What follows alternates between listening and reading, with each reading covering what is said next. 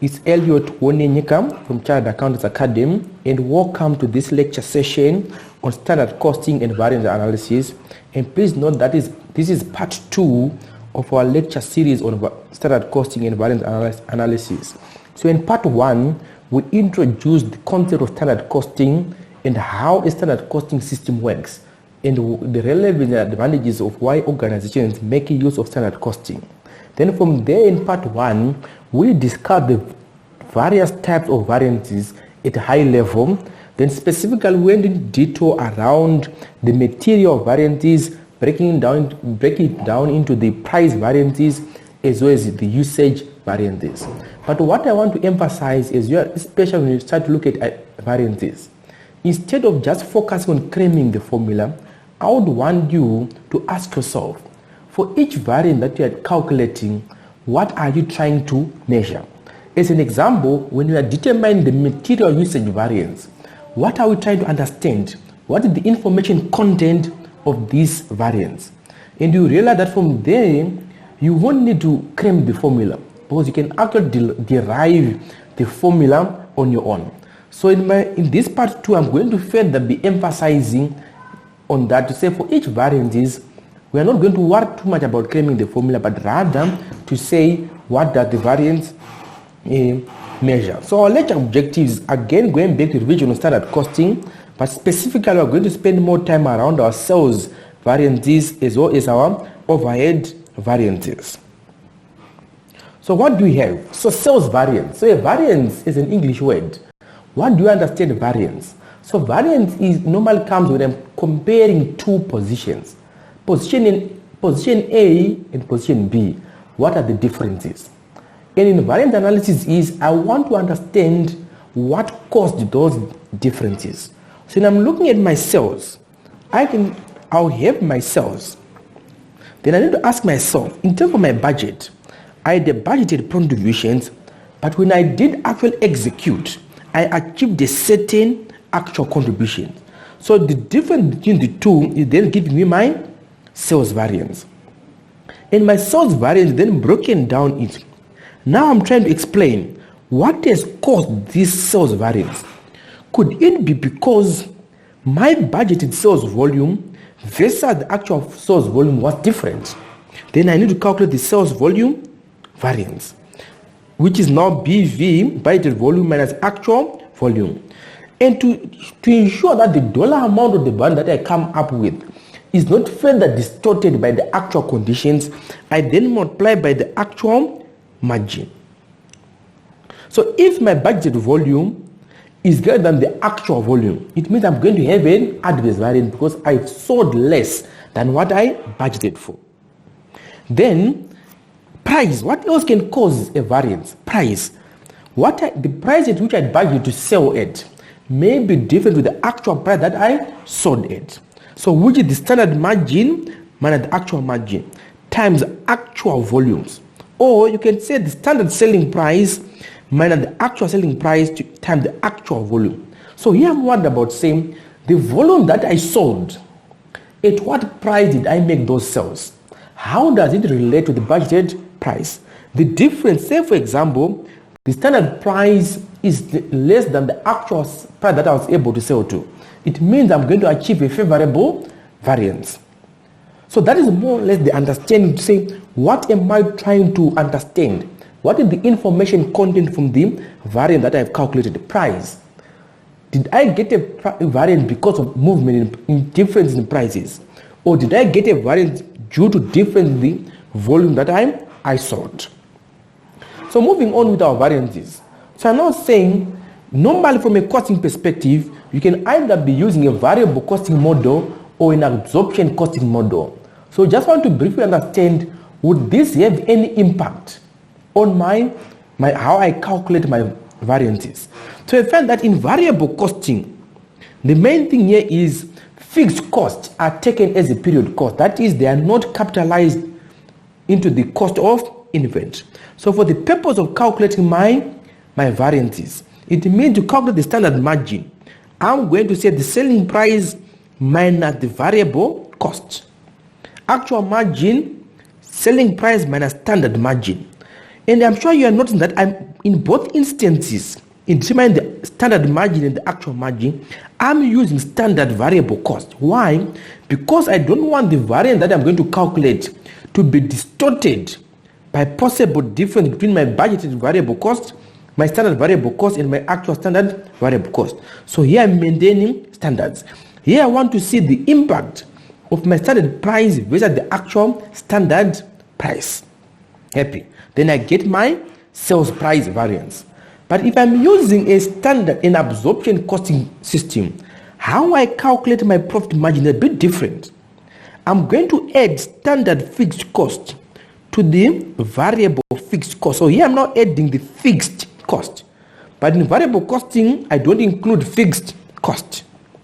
Actual margin, again, the same concept. So this is very important to say when you then get a requirement, listen to what these requirements say. If you are told that the company uses a variable standard costing system, so apply when you're calculating your sales variances, you are using this top formula. But if you are told that the company using an absorption standard costing system, maybe using ABC, in terms of calculating the margin, standard margin, I then use this formula. So it's all about context. Listen to what your case study would have told you to tell you which one of the two you are supposed to be using. Then, to further understand, especially the volume variance, because I'm saying, okay, the question is, why did I sell more than budgeted? Or why did I sell less than budgeted? So I can then further break down my variances into mix and quantity variance. And the mix variance normally applies whereby a company is selling more than one product range. And from a budgeting perspective, we had already budgeted our sales mix. Let's say we have product A, B, C. So a sales mix would have determined how much of A do you want to sell, how much of B do you want to sell, and how much of C would we want to sell. And then we come up with our standard mix. But then when we go to do the actual sales, the sales mix may be different to what we have initially planned to do, which then gives rise to a mix variance. So if you look at this information, our budgeted sales were 8,000 of A, 7,000 of B, 5,000 of C. So already we can see a potential mix here. C is giving me 25%. And if you look at A is going to give me 40%. Then the difference, 35%, is product B. But if I go to the actual, what was my sales mix when I then actually did the sales? So for A, my actual sales mix is different to what I had budgeted. So as an example, A is now contributing what? A is around 27%, but I had budgeted 40%. So this definitely would give rise to a potential sales variance. So just to give a high level overview, you find that the total sales variance, broad categories, quantity variance, mix variance. How much of each product did I then actually end up selling? And that's what we are calling our mix variance. And then quantity variance, I'm simply saying what were the budgeted volumes versus the actual volume in budgeted proportions. So let's use an example to illustrate the calculation of the sales mix and the sales quantity variance. So from our previous example, we know that the overall sales volume variance, I'm just saying volume, budgeted volume minus actual volume times standard margin, that is 4,000. So how can I break down? I can break down this 4,000 into the mix and the quantity variance. So how do I go about it? I'm going to say actual quantity in budgeted proportions. So what was my budgeted proportion? If you can go to the previous slide. So my budgeted proportions was product A, I wanted to sell 40%. That's my budgeted proportion. But to give me a total of 20,000. So now looking at this formula, I'm going to say, how much would I have sold of A, actual quantity in budget proportions? I'm going to say 22,000 times 40%, which gives me this 8.8 minus the actual quantity, which is 6,000. So this is the difference in mix times the standard margin. So here I'm quoting an adverse. What I should have actually sold in the standard mix or budgeted proportion, I should have sold 8.8, but I only sold 6,000 of A. Therefore, I put an adverse variance. But if you look at C, if I use the budgeted proportions against the actual quantity, I should have sold 5.5 of C, but I sold more, that is 9,000, giving me a favorable variance. So it means my total mix variance then 32,900 adverse. So what is it communicating to me? The mix that I budgeted for is different than the actual mix that I then sold for. And also, I sold more of product C, which has got a lower margin. And I sold less of A, which had a higher margin of $20.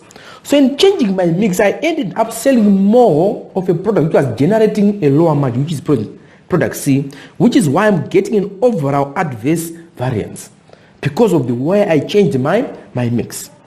Then when it comes to the quantity variance, I'm just going to say how much had we budgeted to produce, that's the budget quantity, 8, 7, and 5. Then the actual quantity in the budgeted proportions.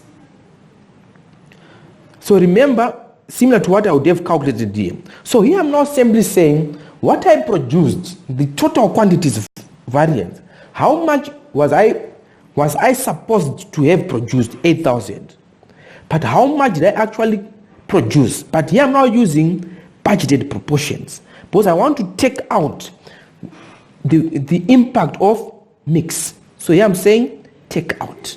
That's why we are using budgeted proportions. And here my volume variance are all favorable. I set out to produce 8,000 of A, but I produced 8.8. So it's a good thing I produced more. I should have produced, I set out to produce 7,000 of A, then in the budgeted proportions I should have produced 7.7 of B. Favorable. So this gives me a favorable variance. So if we then subtract this from that, it should give you the overall 4,000 adverse variance. So this is how we have split the sales variance. But the most important thing is being able to understand the information content of these particular variances versus just cramming. So in some cases, we can further split our sales variances. It's like we have got industry statistics, but we want to understand the sales quantity variance. Why did we then have a differences in terms of the quantities we intended to sell versus what we actually sold? It could be due to other market forces, which are now mainly the market size might have shifted, the market share might have shifted. So the question is, what is market size? So I'll give you a simple example. So if I look at CAA, and for our CTA program, our market size are all accounting graduates. That's market size. Let's say hypothetically these are approximately 5,000. So these are accounting graduates without a CTA qualification. That's my market size. But then market share is saying of these 5,000, how many are being served by CAA? So my market share could be 20%. So it means of this total market size, I'm only getting 20%. So hypothetically, if my market size goes down, the absolute number of my market share also goes down because I'm not saying 20% of 4,000. Or my market size can remain constant, but my market share can reduce, which again can then impact on my quantity variances. So let's see how we then calculate these variances. So market size variances, I'm going to say budgeted market share percentage. How much am I expecting to be my market share? If I use my example in the previous slide, it's 20%. What was the actual industry sales volume in units? Maybe the actual graduates were 6,000. How much was I budgeting? 5,000. Then what's my contribution per unit? Remember the standard margin. Market share variance, actual market share percentage. What was the market share I achieved? Let's say I only achieved 18%, but I had budgeted 20%. But what was the actual industry sales volume in units. That is the actual market size. So let's say 6,000. Again, this remains constant. So here I'm trying to understand why I had a sales quantity variance. Was it because there was a shift in the market size? Was it because there was a shift in the market share? So that is the information content of these variances. So here we're now just putting the numbers to the calculation below. But what I want to emphasize is, what is the information content? I'm trying to understand why I had the sales quantity volume variance. Is it because of a shift in the market size? Is it because of a shift in the market share? So here you just then get the solution calculation. Say 108 fair variable, 108 adverse. So if you then add this up, it should give you the same quantity variance that we calculated in the previous slides. So ultimately here I'm trying to understand where are the variances coming from. So whenever you get a question on variance analysis, or when you're studying variance analysis, your focus and emphasis should be, what is the information content of these variances that I'm trying to calculate, instead of just cramming the formula. So I hope this analysis has been quite helpful. So next take, please do make sure to go to part 3 of this lecture, where we are going to discuss integration of variance analysis with other topics, as well as looking at variable overheads and fixed overheads variance analysis. Thank you very much for taking time to watch this recording.